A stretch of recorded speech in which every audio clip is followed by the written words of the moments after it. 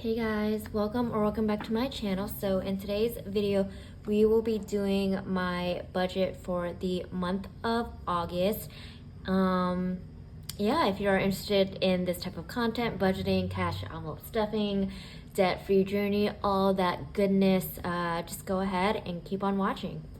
All right, so we will jump right in, and you guys, I'm hoping this video goes quick and easy and smoothly, since I did map out my budget for the month of August already in draft form. So we'll see how this goes. So let me just turn to the budget for the month of August, and you know what I'm gonna do? I'm going to take this page out because I cannot write on this side, and this is how we're gonna work it today. All right, so basically nothing new. I just do, if you are new here, I do a monthly budget. I do not necessarily budget paycheck by paycheck. I like seeing the bigger picture. And this is a single income budget that we are working with. So essentially, at the end of it, all income minus expenses minus savings equals zero. That's my quote-unquote zero-based budget that I follow. So yeah, we can just jump right into it. All right, so I guess starting off, I first write down my income sources, and previously I did share a little bit of my income, but going forward, I kind of like to keep that private. But you guys, if you are the nosy person, you could probably guess what my income is or my take-home pay is based on, adding up or calculating my expenses and savings, because I do net zero at the end of my budget, if that makes sense. So essentially, my paycheck, I get paid twice this month. I get paid bi-weekly. The number or the amount that I put down here in my budget is my take-home pay. So after taxes are taken out, my Roth 401k retirement, my health insurance, all of that good stuff is taken out. This is the number that I am working with. So once I input that, I will calculate the total and add that number here. So I actually did want to say one thing. So I really have been, going back and forth of, if I wanted to cash stuff my overtime, because this is my busy season. It's considered my busy season where I do make a little bit more money because I'm working a lot more during the summers. And so I'm kind of debating whether I want to take that extra amount that I work, or that I get paid from working overtime, and just put all of that into my sinking funds. Some of that previously I've been using to pay off my debt more aggressively, or putting into just my emergency fund account. So we'll see what I end up deciding. I might go the sinking fund route because I do need to stuff up my my vacation envelope, but again, we'll see. And honestly, if you guys don't know who V Budget is, like, she is my favorite. I love her. She is so detailed with all of her trackers and everything, and I started copying her, and I started tracking my overtime separately in the back of my planner, just to see how much extra money I'm making. But yeah, I took that from her. But she's my favorite. I watched literally all of her videos because she's just so detailed, and I could never be that detailed no matter how much I tried. But yeah. All right, so enough of me rambling. I'll move on down to my fixed expenses. So these are all of the bills that I have to pay, or pretty much like items that like I can't get away with not paying for the month. So rent will start out, and sorry, I have to write crooked, you guys. Can you guys you guys, I don't know if I should zoom in. Maybe I'll just leave it. But starting off, rent is $17.05. Next is rent insurance, which is $14.50. Giving is $6.50. Toyota, which is my car payment, is $299.94. My Chase minimum payment for this month is $225, which makes me happy because it's the minimum payment amount is going down. And that makes me happy because it shows that my debt is going down.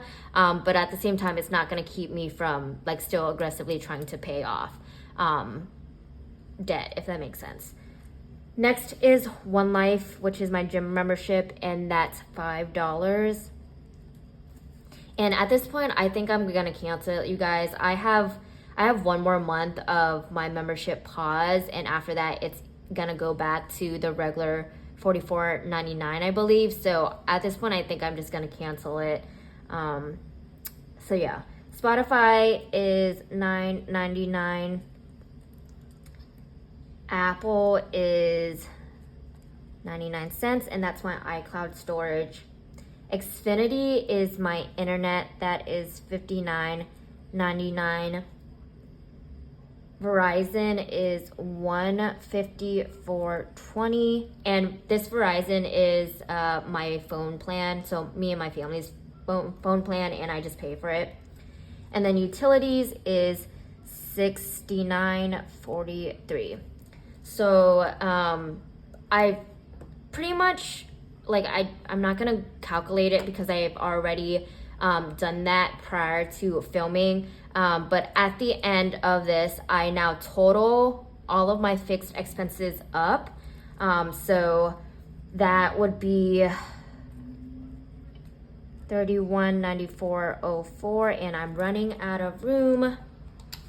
So then, I'll put what I have left remaining. So technically, although I don't show my income, my remaining amount that I have to work with is $2,596. So I'm gonna add that here.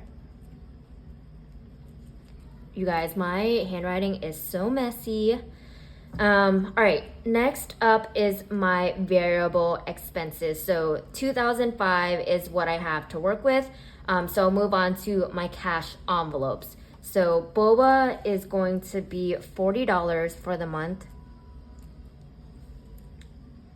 Church is also going to be $40 as well. Allowance is going to be $150. Date night $100.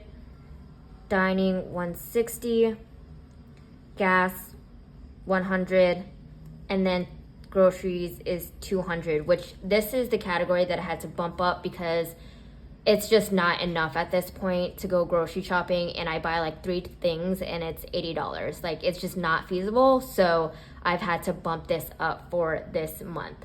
All right, so once I add all of this up, my total is $790. And so I'll subtract that from this amount, $2,596, and I have $1,215.96 remaining to work with. Hopefully this makes sense to you guys and it's like easy enough to follow. All right, next up is my sinking funds. We are stuffing $680 into sinking funds this month. For my debt avalanche extra payment toward my Chase credit card, that will be at $350. For transportation, I am going to be giving it $100.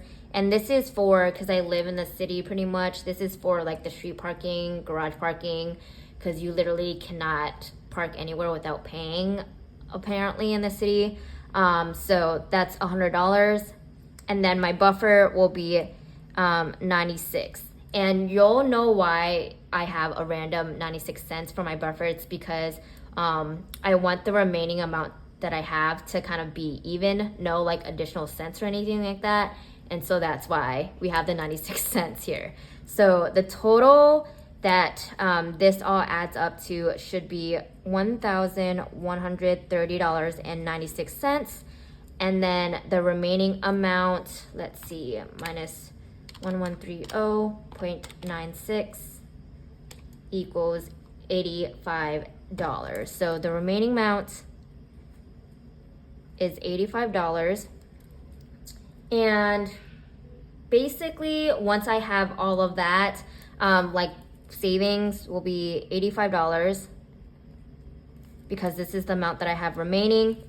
And then obviously I'll, after I'll add up all of, well, let's just do it now. So I'll add up all of my, expenses. So 3194.04 plus 790 plus 1130.96. So my expenses equal up to $5,015. And I won't obviously add the income that was planned, but again, just know how I do my budget. If you are a new beginner and you would like to follow the same approach as me, my income minus my expenses, my chicken scratch, Lord, minus my savings equals 0. So that's pretty much how I work my budget every single month. And again, I do a monthly budget because I like, looking at the bigger picture, but also, paycheck to paycheck, I will just kind of like write whatever, I'm thinking or whatever I feel like splitting my paycheck for. I'll just kind of do that on scrap paper. But yeah, hopefully that made sense to you guys. And if you are interested in this insert, it is available on my Etsy. I created myself. So again, if you are interested, I will link my Etsy shop down below and you can take a look. But that is pretty much it for this video. I hope you all enjoyed and got some good basic tips and tricks from my budgeting videos, I guess. And I will see you all in the next one. Bye.